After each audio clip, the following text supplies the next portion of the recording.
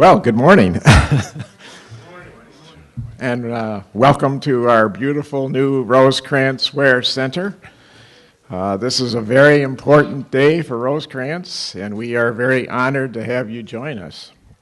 You are all very special people because we know you believe in the work that Rosecrance does. We appreciate so much your generous support to help the families we serve, and for that reason, we felt it was important for you to be our first guests to walk through these doors and have an opportunity to preview this building before we opened it to the public. I just wanted to say, excuse me, I know that we also have with us in spirit today the greatest advocate for the clients we serve, Frank Ware, and we should remember him because this was the dream. I am Tom First. I have served on the boards of Rosecrance for more than 15 years, and I must say this organization can be addictive. No, let's see, in a good sense of the word. As past chairman of Rosecrance Health Network, I have been invited by the network board to be the chairman of the new forum. And the Rosecrance Forum is a new concept for us. The purpose of the forum is to educate our good friends of Rosecrance about the work that we do, tell you about the plans for the future, and inform you of important trends in behavioral health. So from time to time in the future, we will invite you to join us to hear interesting speakers and promote important dialogues. We hope very much that you will join us for these ongoing events as we move forward. So on behalf of the Rosecrance Foundation, the Rosecrance Health Network Board, I want to welcome you again, and I am very pleased to introduce the driving force of Rosecrance, President and CEO, Phil Eaton.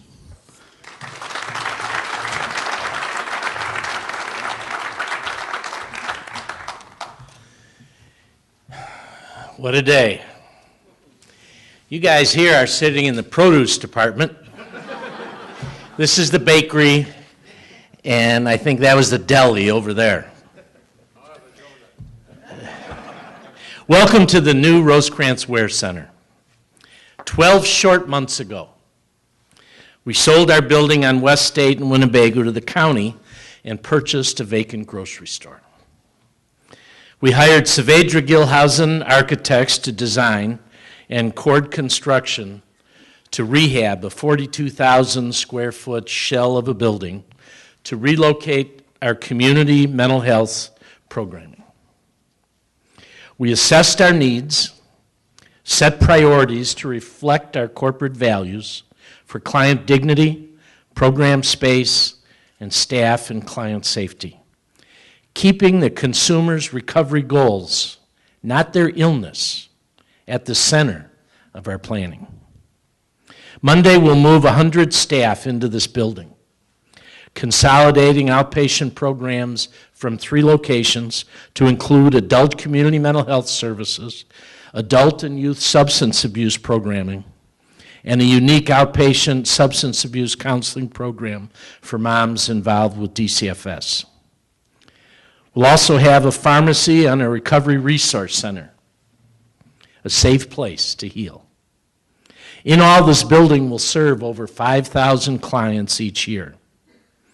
We are creating a new, improved pathway of recovery for those in our community who struggle with serious mental illness and/or addictive disorders.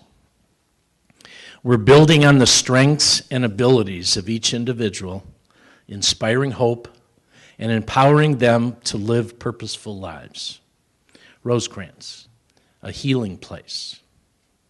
I want to thank our board of directors for their guidance, their inspiration, and their support of this great mission that we call Rosecrance. Now it is my privilege and honor to introduce to you our guest speaker of today's forum. Justice Kathryn Zenoff was born and raised in Chicago. She graduated cum laude from Stanford University and received her JD degree from Columbia University Law School. She practiced law in the private sector in New York City and Chicago and served as assistant state's attorney in Cook and Winnebago counties.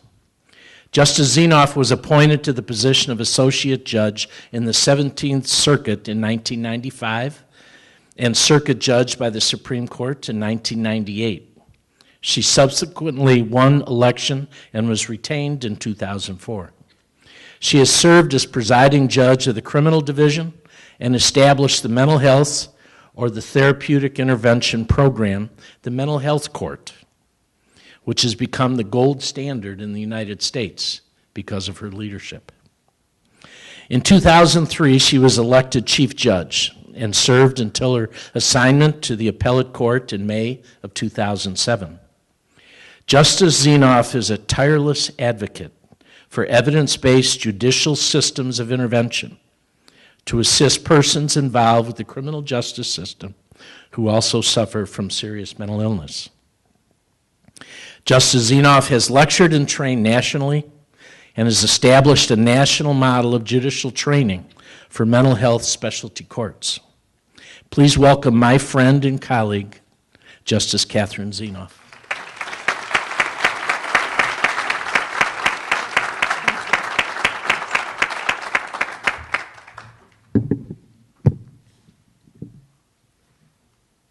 Good morning. Good morning.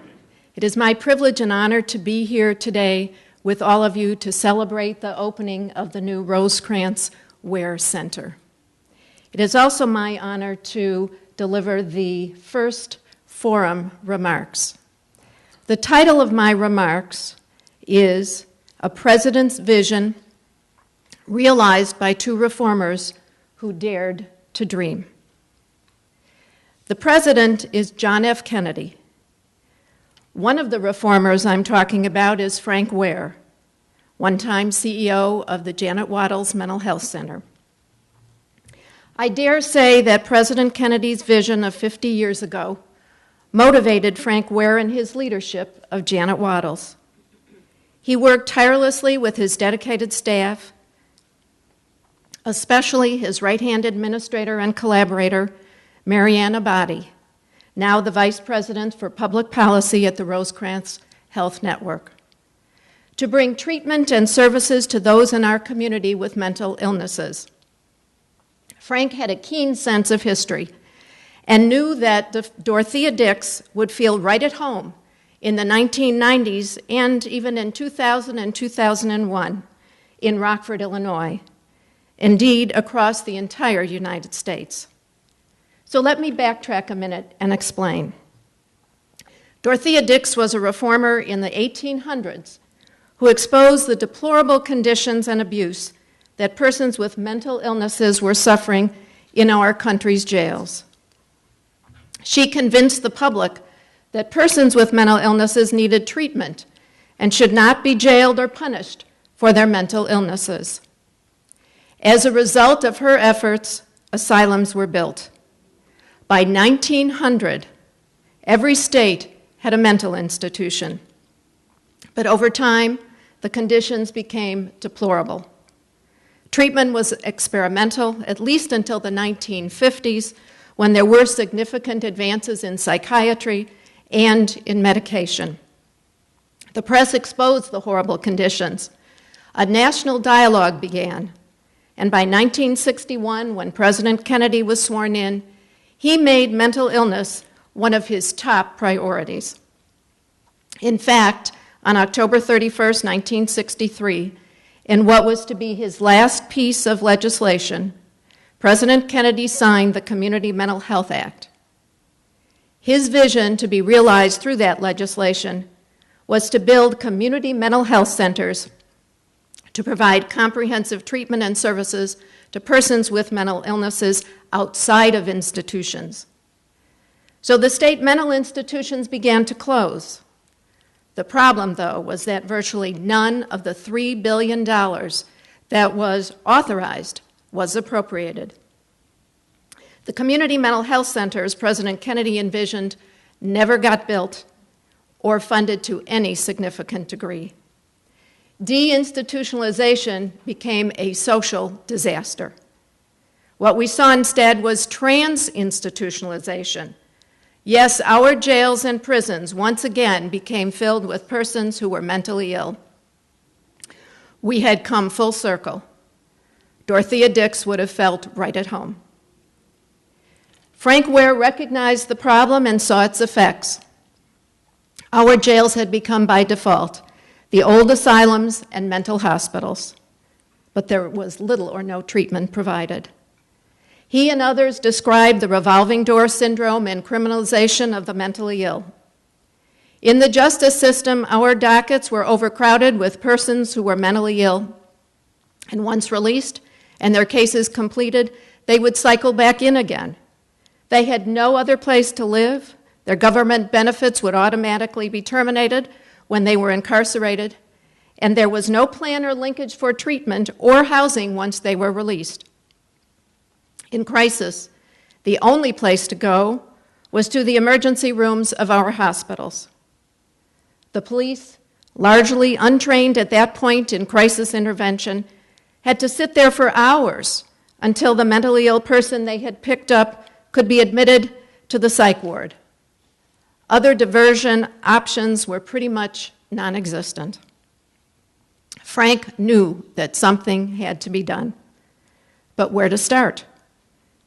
His approach: educate those around him to the problems and the issues and engage them in finding solutions. He turned to the judiciary of the 17th Circuit. It was then, in 2000 and 2001, that I had the privilege of meeting and getting to know Frank Ware. Over time, I not only counted him as an esteemed colleague, but as a dear friend. We worked together on mobilizing a community-wide task force to find solutions to our local jail overcrowding situation and burgeoning criminal dockets. He was a great collaborator, leader, and man who engendered trust. He inspired others to action, yours truly included. Frank and our task force designed, created, and opened a mental health court in February 2005, the Therapeutic Intervention Program Court. Central to our model, both pre- and post-guilty plea for either a misdemeanor or a felony, is a multidisciplinary team of legal and treatment professionals, then from Janet Waddles, now from Rosecrance, who assess the participants' needs and risks and then provide what's termed wraparound services. That is, help with housing, with therapy, both mental health and drug treatment, medication, job readiness. The program requires intense judicial monitoring and support. Frank Ware was not the only one in our community focused on a vulnerable segment of the population. Phil Eaton, the CEO of Rosecrance, focused on the problems of persons with substance use disorders and devoted himself to leading Rosecrance in developing innovative treatment interventions in the addiction field and in expanding the Rosecrance campuses. Both Phil and Frank knew that 80% of persons with serious mental illnesses have a co-occurring substance use disorder. They often had occasion to dialogue about this and other issues. The synergy between the two men was palpable. I will never forget watching the two of them at a summit meeting in my courtroom I organized to solve yet another problem of the tip court participants a year after it opened. Frank and Phil explained to me that the state-of-art approach to treatment for those with a mental illness and substance abuse issues was something called integrated dual disorder treatment, but that it was not being done any place in Illinois and only a few places in the country because of daunting financial obstacles. But that did not deter Frank and Phil, our own visionaries, reformers, and dreamers. Do you know that they found a way to provide that specialized treatment to the tip court participants? Together, they set the bar high, really for all of us, in their dedication and their problem-solving ingenuity. At the risk of leaving out some of the salient details, suffice it to say for today, as Phil and Frank's personal and professional relationship deepened, Their vision of how to help those with mental illnesses and substance use disorders coalesced and led them to plan to marry their respective agencies. When Frank died a sudden and untimely death, Phil picked up the gauntlet for both of them. When money and state facilities dried up and closed in Rockford, Phil found a way and the money, not just to deliver community-based behavioral health services, but to expand and improve those services. Thus, we recently saw the Rosecrance Mulberry Center open, with triage and crisis residential programs housed together under one roof, the first of its kind in Illinois. And then, of course, the vision and planning for the building where we are privileged to stand today. It is only fitting that Frank Ware's name will be attached to this building along with Rosecrance's. We need only look around us to see that aspects of the building symbolize who Frank was and what was important to him. The canopy out front provides shelter and welcomes all persons who enter the doors here. The trees and the greens in the planters symbolize life and recovery and renewal and hope. That was Frank's mantra. The high ceilings symbolize Frank's attitude that there was no hurdle too high to overcome for those who needed his help.